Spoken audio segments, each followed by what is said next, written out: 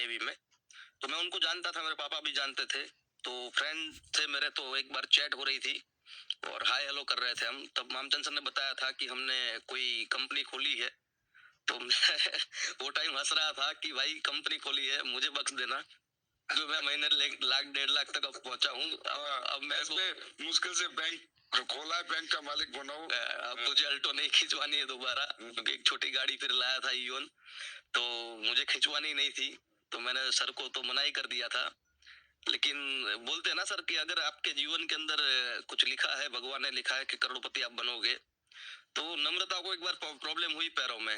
मैंने सब जगह दिखाया, हॉस्पिटल में दिखाया, तो ऑपरेशन का बोला पैरों में नसों में पानी भर गया है, आपको वो पानी खिंचवाना पड़ेगा। तो मैं भी जानता था कि अगर मैंने नसों में पानी खिंचवाया तो पैर वैसे ही खराब हो जाएगा, तो मैंने नहीं करा। फिर कई आयुर्वेद, एलोपैथी सब कुछ करता रहा मैं, लेकिन उसका प्रॉब्लम सॉल्व नहीं हो रहा था। अब दिक्कत ये थी कि वो डांस टीचर और म्यूजिक टीचर थी, तो उसका कैरियर खराब हो जाता अगर मैं उसका इलाज नहीं करता।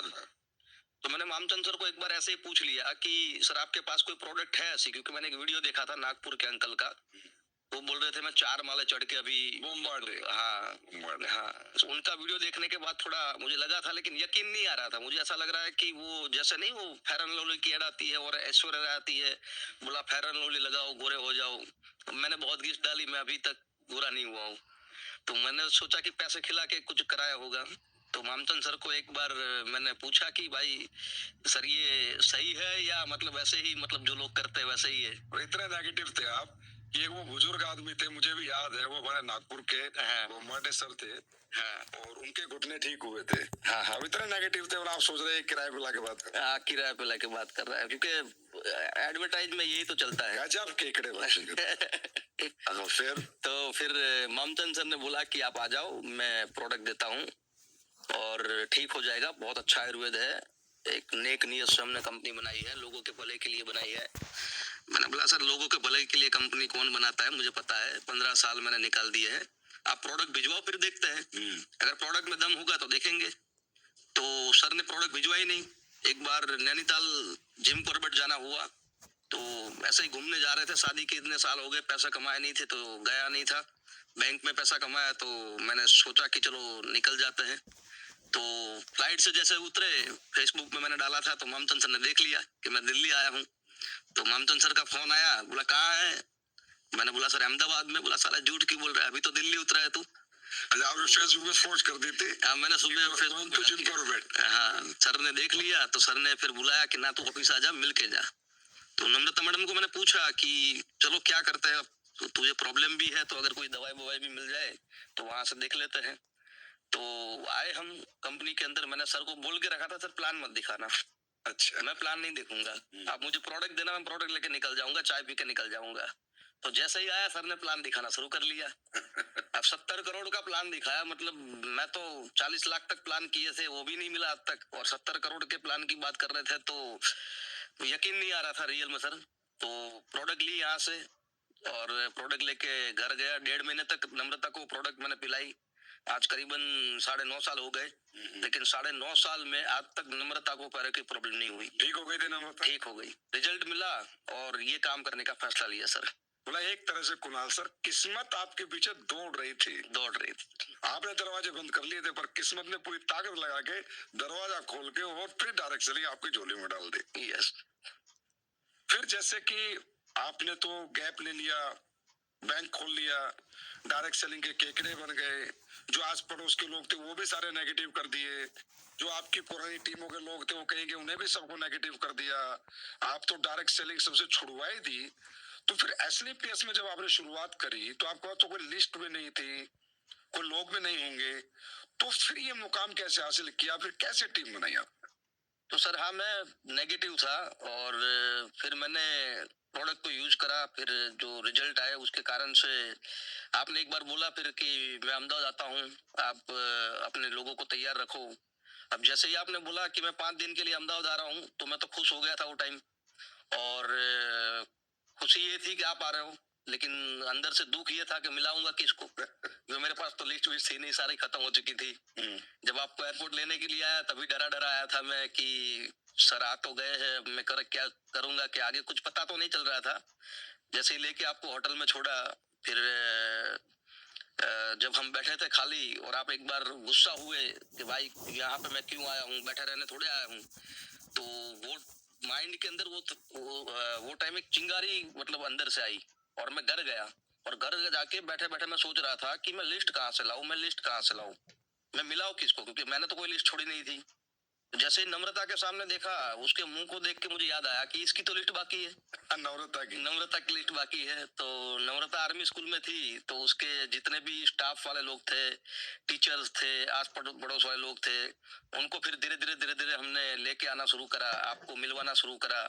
और फिर 3 दिन जो आपने वहां पे प्लान करे, काउंसलिंग करी, उसके कारण से रिजल्ट मिलना शुरू हुआ। तो जैसे रिजल्ट मिलना शुरू हुआ तो कॉन्फिडेंट लेवल मेरा बढ़ता गया कि हाँ यार, यहाँ पे मतलब काम होगा, अगर 3 दिन में इतना हो सकता है तो आगे होगा। तो जैसे जैसे काम शुरू करा, फिर आप गए, उसके बाद मैंने अपने जो 4-5 लोग थे जो पुराने थे, उनको भी याद करा कि भाई मैं तो बैंक में बैठ गया था, लेकिन वो तो कहीं ना कहीं कुछ ना कुछ कर रहे होंगे, चलो लाओ मैं उनको प्लान दिखाता हूँ। तो फिर मैंने प्लान दिखाना शुरू किया, तो वो 5-6 लोग थे, वो भी मेरे विश्वास से, भरोसे से और कंपनी के प्रोडक्ट को देख के वो लोग हमारे साथ जुड़े। वो भी सब छोटे छोटे बच्चे थे। हाँ, वो भी सर सारे छोटे छोटे बच्चे थे, 20 साल, 21 साल, 18 साल, 19 साल, मतलब उनके साथ काम करना शुरू किया। और आपने भी एक बार पूछा था कि इतने छोटे बच्चों के साथ काम किस तरीके से होगा, अगर कोई अच्छे नेटवर्कर हो तो काम हो पाएगा। लेकिन गुजरात में कोई नेटवर्कर तो बचा ही नहीं था, सारे लोग मतलब खत्म हो चुके थे वो टाइम। तो वो टाइम सर जब आपसे मुलाकात हुई, फिर आपको मैं जब छोड़ने आ रहा था, वो टाइम आपने, आपको पता हो, मुझे गाड़ी में बताया था कि कुणाल, अगर जिंदगी में करोड़पति बनना है तो यहाँ पे ना सिस्टम से चलना पड़ेगा और लीडर बन के काम नहीं करना है, यहाँ से अब जीरो बन के काम करना है। तो अगर फ्रेशर बन के, अगर जीरो बन के अगर लग जाएगा तो यहाँ पे बहुत बड़ी सक्सेस मिलेगी। याद है आपको? हाँ, वो याद है सर, गाड़ी में थे हम और मैं गाड़ी चला रहा था, नम्रता पीछे बैठी थी, आप बाजू में थे। शुरू शुरू में आपने मुझे थोड़ी लीडरशिप दिखाई थी ना? हाँ, मैं थोड़ा मतलब मान नहीं रहा था सर, थोड़ा गुजराती दिमाग है तो थोड़ा वो रहता था। तो आपने बताया उस तरीके से, फिर मैंने सोचा कि भाई अगर किसी के कहने से अगर दिमाग को बंद करके अगर आगे बढ़ा जाता है तो चलो उस तरीके से बढ़ते हैं। और फिर हमने सिस्टम से काम करना शुरू किया। आपने उस टाइम वो भी बताया था कि कुणाल, 5 साल में तेरी लग्जरियस गाड़ी आएगी, 10 साल में तेरे पास बंगलो होगा। तो ये सारी बातों को सुन के मैंने स्लीपर्स वेलनेस में काम करना शुरू किया सर। मुझे याद है हमारे अहमदाबाद के, गुजरात के वो दिन, पूरे पूरे दिन मैं प्लान करता था होटल में, फिर रात को आपको अपना सिस्टम सिखाता था, आपके 15 साल वाले सिस्टम नहीं, अपना। Yes sir, yes sir. और फिर आपने मेरी कोई ट्रेनिंग मीटिंग कराई, कुणाल सर, वो नहीं भूलता मैं, ना एसी था ना पंखा था, और आपने एक कंपनी के एमडी को उस हॉल में डाल दिया और मैं पसीना पसीना, मेरी पैंट भीग गई, शर्ट भीग गई, आप भी पसीना पसीना। Yes sir. तो उस दिन जब पसीना निकल रहा था तो मैं सोचा ये पसीना जरूर गुजरात में धंधा बनाएगा, लेकिन आपकी मेहनत ने फिर अच्छा बिजनेस किया और रियली आपने बहुत अच्छा काम किया, अच्छी टीम बनाई, अच्छा धंधा बनाया। जी सर। तो कुणाल सर, एसलीपीएस में आने के बाद भी आपको कुछ कठिनाई आई होंगी? हाँ सर, कठिनाइयाँ तो आई, मतलब थोड़ा गैप लेके मैंने स्लीपर्स वेलनेस को शुरुआत करा था। तो पहले तो लोगों को जोड़ने में कठिनाई आई, लेकिन स्लीपर्स वेलनेस की जो प्रोडक्ट थी, वो प्रोडक्ट के रिजल्ट बहुत बढ़िया थे। तो जैसे ही मैंने मार्केट में काम करना शुरू किया और लोगों को प्रोडक्ट देना शुरू किया, तो रिजल्ट बहुत ज्यादा आना शुरू हुआ। मतलब मुझे ना लिस्ट की जरूरत पड़ रही थी, ना किसी लोगों की जरूरत पड़ रही थी, प्रोडक्ट ही ऐसा बोल रही थी कि धीरे धीरे धीरे धीरे धीरे धीरे बिजनेस हमारा अप होता गया, ग्रो होता गया। वहां से लिस्ट बनी आप? हाँ, वहां से लिस्ट बनी सर। और कुछ कठिनाई आई होंगी? और सर दिक्कत तो थी, वैसे पैसे की भी दिक्कत थी, घर परिवार था उसको संभालना था, गाड़ी थी वो भी मेंटेन करनी थी। तो शुरुआत में वो सारी दिक्कतें आई थी। तो बिना किसी लिस्ट के, बिना लोगों के, बिना टीम के, और एक गैप भी आपने ले लिया, उसके बावजूद एसलीपीएस में आने के बाद आपने मात्र कुछ दिनों में एक पहली लग्जरी कार ली थी, वो कौन सी थी? सर वो ऑडी A3 थी। कुणाल सर, आपको याद है कि आपकी ऑडी A3 जब फाइनल हुई थी तो कोई भी बैंक आपका लोन नहीं कर रहा था, क्यों नहीं कर रहा था ये बताओ? सर उसमें हमारा सिविल बहुत अच्छा था ना, क्योंकि नेटवर्क मार्केटिंग, डायरेक्ट सेलिंग करते हुए मैंने अपने ऊपर कम से कम 46 लोन ली थी। कितनी? 46 लोन, 46 लोन। तो उसमें कई लोन ऐसी थी जो भरी ही नहीं गई थी। तो जिसके कारण से सिविल जो हमारा था वो डाउन था। जब मैंने स्लीपर्स मिलना शुरू किया तो मैं स्टेट बैंक से कमा के 3 लाख रुपए की ईओन गाड़ी लाया था। तो जो बैंक में लोन देने वाले थे वो भी सोच रहे थे कि 3 लाख रुपए की गाड़ी घुमा रहा है और तू 45 लाख रुपए की गाड़ी लेगा कैसे। तो वो सेट ही नहीं हो रहा था, तो कोई बैंक लोन नहीं कर रही थी सर। तो आपकी सोच पहले ऑडी A3 की थी या किसी और गाड़ी की थी, ये भी नहीं सर। उसमें हुआ क्या था, अगर आपको याद हो, मैं क्रूज बुक करा के आया था और मुझे ऐसा था कि आपके पास भी क्रूज है तो मैं भी क्रूज ले लूं। तो मैं क्रूज बुक करा के आया और मैंने तुरंत आपको फोन करा कि सर कॉन्ग्रेचुलेसन बोलो। बोला क्यों? मैंने बोला सर मैंने क्रूज बुक कराई। और सामने से आपकी मस्त आवाज मतलब आई, तो मैं सोच में पड़ गया कि यार मैंने क्रूज बुक कराई है और सर मेरे को मतलब डांट क्यों रहे हैं। तो आपने बोला कि क्रूज नहीं बुक करानी है, लग्जरियस गाड़ी लेके आओ, ऑडी के शोरूम में चले जाओ। अब सर कभी ऑडी का शोरूम उस माइंड में सोचा ही नहीं था। देखने की बात तो और है, माइंड में कभी सोच भी नहीं थी कि ऑडी के शोरूम में जाएंगे। और जब आपने बोला कि ऑडी लेके आ, तो मेरे बाजू में मेरा दोस्त बैठा था, अभी मेरे डाउनलाइन भी है, अमित राठौड़ करके। वो मेरा पाँव दबा रहा था, भाई सारे एमडी ऐसे ही बोलते हैं, तू कहीं है ना फंस ना जाना। वो एक अल्टो थी, पता है, खींच गई थी। तो मैंने बोला याद तो है, लेकिन सर ने बोला है तो जाना तो पड़ेगा। तो मैं ऑडी के शोरूम में चला गया फिर, और जीन्स टी शर्ट में गया था। तो शोरूम वालों को लग भी नहीं रहा था कि ये गाड़ी लेने आया होगा। तो दरवान मुझे वहां पे पूछ रहा है कि भाई कहाँ जाना है। तो मैंने बोला ऑडी लेनी है। बोला किसको लेनी है? अरे मैंने बोला भाई मेरे मेरे को लेनी है। तो बोला अपनी ईवन है ना वो पीछे लगाओ। तो मैंने ईवन गाड़ी को पीछे लगाया, मैं अंदर गया। अंदर भी कोई पानी के लिए या कोई पूछ भी नहीं रहा था। हम गाड़ियां देख रहे थे, तो कोई 45 लाख की गाड़ी थी, कोई 46.5 लाख की गाड़ी थी, कोई 50 लाख की गाड़ी थी, 55 लाख की थी, 80 लाख की थी, 85 लाख की थी। तो हमने तो पहली बार इतनी महंगी कारें देखी थी। तो मैं वापिस आया और पीछे जो 45 लाख रुपए का जो ऑडी A3 था, वहां पे मेरी नजर अटकी। ब्लैक कलर का था, ब्लैक कलर मुझे पसंद है पहले से। तो मैंने बुकिंग के लिए बोला। अब जैसे ही बुकिंग के लिए बोल रहा हूँ तो वो बंदा पहले मुझे पूछ रहा है कि तेरा लोन होगा कि नहीं होगा। अच्छा। क्योंकि मुझे देख के वो समझ गया था कि भाई ये मतलब ले पाएगा कि नहीं ले पाएगा। लेकिन मैंने उनको बोला भाई सब कुछ हो जाएगा, तो बुकिंग का अमाउंट ले। और बुकिंग अमाउंट लेके मैं कम से कम 2 महीना पूरे गुजरात की जितनी भी बैंक है, कोऑपरेटिव बैंक से लेके, लोकल बैंक से लेके, नेशनलाइज बैंक से लेके, हर जगह मैंने फाइल रख ली, लेकिन कहीं भी मेरी लोन नहीं हुई थी। फिर कैसे हुआ? फिर सर ऐसा हुआ कि यस बैंक करके एक बैंक था, उन्होंने बोला यस आपको हम लोन देंगे। और उसमें एक कंडीशन रखी गई कि 20 लाख रुपए डिपॉजिट रखो तो 23 लाख का लोन मिलेगा। अब रियल में सर 3 लाख का ही लोन हुआ था, क्योंकि 20 लाख मेरे को सामने डिपॉजिट रखना था। तो मैंने कहीं से भी जुगाड़ करके उसको डिपॉजिट करवाया। 2 महीना जो इनकम आई थी उसको भी मतलब मैंने इकट्ठा करके 20 लाख रुपए जमा करे। और वो 20 लाख रुपए भरने का कारण ये था कि मेरा सिविल अच्छा हो जाए, कि आगे करके मुझे अगर कोई भी लोन वगैरह लेना है या बैंक से अगर रिलेशन अच्छे बनाने हैं तो वो बन पाए। तो फिर मैंने वहां से मतलब बैंक से लोन कराया और ऑडी A3 गाड़ी ली है सर। कितने साल में ले ली थी आपने? 2.25 साल में सर। काफी खुशी महसूस हुई होगी आपको तब। सर बहुत ज्यादा, मतलब मैं रात को नींद से उठता तो नींद से उठ के मैं ऑडी को ऐसा हाथ लगाता कि रियल में ये मेरी कार है या सपना है। मैं रियल में आप काफी साल हो गए थे ना आपको डायरेक्ट? हाँ, डायरेक्ट सेलिंग में बहुत साल हो गए थे।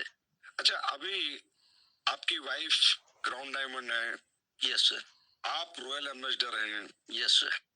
घर में दोनों आईडी पे पैसा आ रहा होगा। आ रहा है सर। तो ये आपकी जो वाइफ क्राउन डायमंड है नम्रता, ये अपने दम पे है या इनका भी बिजनेस आप ही देखते हो, सिर्फ इनका नाम नाम है? नहीं नहीं सर, वो अपने दम पे ही काम कर रही है। वो पहले से ही नेटवर्क को जानती थी, मैंने आगे भी आपको बताया था। तो पहले भी उसने काम करा हुआ है, तो उसके पास एक्सपीरियंस था। और वही एक्सपीरियंस के दम के ऊपर उसने अपने आईडी पे खुद ने काम करा है। मैंने जो सपोर्ट करना चाहिए अपलाइन की तरह, हमारे बीच में अपलाइन डाउनलाइन के रिश्ते हैं, हस्बैंड वाइफ के बाद में है। मतलब पहले अपलाइन डाउनलाइन? हाँ, घर में भी कुणाल सरी कहती है। घर में भी कुणाल सरी कहती है, मैं उनको मैडम ही कहता हूँ। और मेरे पापा भी नेटवर्कर है, तो मेरे पापा भी मेरे को सर कह के ही बुलाते हैं। आपके पापा भी काम कर रहे हैं? हाँ, मेरे पापा भी काम कर रहे हैं, वो रिसेंट डायमंड बनने वाले हैं। तो आपके घर की 3 आईडी लगी हुई है? हाँ 3 आईडी लगी है सर। 3 आईडी पे कमाई हो रही है घर में? 3 आईडी पे कमाई हो रही है। कैसा चल रहा है घर? सर बहुत बढ़िया चल रहा है सर। ये इतनी लग्जरियस लाइफ, इतनी वीआईपी लाइफ तो हमने जीवन में सोची नहीं थी। हमने नम्रता और आप में रिपोर्टिंग भी होती है कि आज कितने प्लान हुए, कितने सब? हमारी सर रिपोर्टिंग ही रिपोर्टिंग होती है। हस्बैंड वाइफ वाली लाइफ वो है ही नहीं। हम जब भी मिलते हैं तो हमारे बिजनेस की बात होती है, और यहाँ पे वेन्यू है, यहाँ पे जाना है, ये करना है, डाउनलाइन का ये करना है, यहाँ पे शो करना है, यहाँ पे ट्रेनिंग करनी, ये करनी, वो करनी। मतलब रात भर हम बैठे बैठे वो प्लानिंग ही करते रहते हैं। आपकी फैमिली को हम ऐसे कहते हैं डायरेक्ट सेलिंग फैमिली, तो इसमें कोई अतिशयोक्ति नहीं होगी। No, everybody is doing direct selling. Yes sir. Father, yes आप, आपकी वाइफ। Yes sir. तो नम्रता जैसे कहीं जाती है, अकेले भी ट्रिप करने जाती है, अकेले भी ट्रेनिंग लेने जाती है, तो आपको कोई सिक्योरिटी नहीं होती? तो सर कभी ऐसा सोचा ही नहीं है। हम दोनों मैच्योर है, कई सालों से डायरेक्ट सेलिंग में लगे हुए हैं, तो हमारे बीच में कभी ऐसी बात ही नहीं आई इनसिक्योर जैसी। हम हमेशा एक दूसरे से बातचीत करते रहते हैं, रिपोर्टिंग लेते रहते हैं, और नम्रता पहले से ही मतलब इतना विश्वास है, उसको भी विश्वास है, मुझे भी विश्वास है। हम दोनों भरोसे पे टिके हुए हैं, और इसीलिए आज वो क्राउन डायमंड है और मैं रॉयल एम्बेसडर हूँ। कुणाल साहब, बहुत बड़ी बात है कि आपने अपनी वाइफ को इतनी फ्रीडम दी, उसे खुद काम करने का मौका दिया, और आज वो देश के किसी भी कोने में जाके, मैं भी देखता हूँ, सेमिनार ट्रेनिंग खुल के करती है, और वो सिर्फ आपके सपोर्ट के कारण। वो कभी स्पीच भी लेते हो तो कहती है because of Kunal sir. Yes really आप और आपकी वाइफ इस डायरेक्ट सेलिंग की इंडस्ट्री में बहुत बड़ा एग्जाम्पल हो, और किसी को भी हस्बैंड वाइफ को डायरेक्ट सेलिंग करनी है तो एक बार आपकी जर्नी को जरूर जानना चाहिए। तो कुणाल सर, सबसे पहले बताइए आपकी कितनी आईडी पे कैपिंग है? सर अभी 2 आईडी पे कंटिन्यू कैपिंग तो है ही, और बस तीसरी शुरू हो जाएगी सर। तीसरी भी लगने वाली है? हाँ। तो अब तो कैपिंग भी बढ़ चुकी है। Yes sir. यस, मजा आ रहा है? बहुत मजा आ रहा है सर, बहुत। तो कुणाल सर, सबसे पहले ये बताओ, अब कौन सी गाड़ी लोगे? और आप गाड़ियों के बड़े लवर माने जाते हो, आपने बहुत सारी गाड़ी ले रखी है, कौन कौन सी गाड़ी है आपके पास? सर मेरे पास ऑडी A3 मैंने लिया एक, फिर उसके बाद में मैंने जगुआर ली, 2, और तीसरी मैंने फोर्ड इंडोवर गाड़ी ली, 3, चौथी मैंने थार लिया, 4, पांचवी मैंने फॉर्च्यूनर लेजेंडर लिया, 5। 5 गाड़ी सर मैंने लग्जरियस गाड़ी यहाँ से छुड़ाई है। 5 गाड़ियां हैं भी आपके पास? हाँ है। 8% 5 गाड़ियां मेंटेन करते हो? ऐसा तो सर 7 गाड़ियां हैं, और अच्छा। 2 छोटी गाड़ियां भी मैंने लेकर रखी है सही। वो कौन कौन से? वो एक अभी महिंद्रा की मैंने जो ईवी कार ली है, इलेक्ट्रिक कार है, वो सिस्टर के लिए ली है, 6, और खाली बच्चों को छोड़ने ले जाने के लिए एक मारुति का गाड़ी लेकर रखा हुआ है। 7 गाड़ियां आपके पास? सर, एक डायरेक्ट सेलिंग की दुनिया में एक डायरेक्ट सेलर आज 7 गाड़ियां मेंटेन कर रहा है, ये बहुत बड़ा इंस्पिरेशन है उस यूथ के लिए या उस व्यक्ति के लिए जो डायरेक्ट सेलिंग करने के बारे में सोच रहा है। बहुत बड़ी बात है। अच्छा, अगली गाड़ी कौन सी लेने की प्लानिंग कर रहे हो? सर अगली तो बहुत बड़ी सोच है। अभी दुबई गया था कंपनी एनिवर्सरी में, तो वहां पे जाके फिर से सोच बढ़ने लगी। आपने रॉयल्स रॉयल्स में एंट्री कराई, तो माइंड में वही खुशी हुई है। RR RR RR लेके आओगे? सर 100% लेके आएंगे। अब इतनी गाड़ियां ले ही ली है सर, और इतनी अच्छी कंपनी मिली है, इतना अच्छा प्लेटफॉर्म है, तो 100% लेंगे सर। तो कुणाल सर, जैसा कि हमें पता है कि कोविड के दौरान आपको ट्विंस बेबी हुए, एक बहुत बड़ा नेटवर्क भी था, और 2 बच्चे, और उसके बाद नम्रता बहुत बीमार हुई, कोविड हो गया, हॉस्पिटलाइज हो गई, और वो काफी, और आपका बच्चा भी बहुत बीमार हुआ था, वो भी हॉस्पिटल में, एक हॉस्पिटल में बच्चा, एक हॉस्पिटल में बीवी, इधर इतना बड़ा नेटवर्क, तो कैसे मैनेज किया कुणाल सर? आपकी हिम्मत की दाद देनी पड़ेगी, कैसे मैनेज किया? सर अब अच्छे कर्म करे थे, तो पहले तो भगवान ने नम्रता को बचा लिया। कोविड में जब लेके गया था तो डॉक्टर ने ही मना कर दिया था कि घर वापस ले जाओ, ये मर जाएगी, बचेगी नहीं।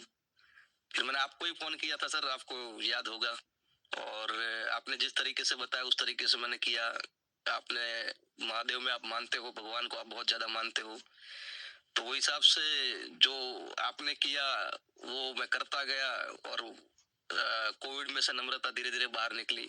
सर उसमें हुआ क्या था कि 21/4/21 को मेरे वहां पे ट्विंस आए, और 25/4/21 को आप लाइव आए थे कोविड में, और आपने बताया था कि थर्मोमीटर रखो, और वो जो ऑक्सीजन का जो होता है मास्क पहने रखो, सैनिटाइज, जो सारी बातें आपने बताई थी, तो मैं ऑक्सीजन ऑक्सीमीटर रखो। हाँ ऑक्सीमीटर। हाँ तो मैं आपकी बातों को पहले से फॉलो करता हूँ। जैसे ही आपकी मीटिंग खत्म हुई मैं तुरंत जाके दौड़ के ऑक्सीमीटर और वो थर्मोमीटर वो लेके आया। और वही दिन रात को नम्रता को बुखार था। पहले से थोड़ा थोड़ा बहुत तो आ रहा था, लेकिन ऐसा लग रहा था कि प्रेगनेंसी थी और 2 बच्चे हुए हैं तो उसके कारण से वीकनेस होगी। लेकिन जैसे ही मैंने चेक करना शुरू किया तो कभी 80 दिखा रहा है ऑक्सीजन, कभी 75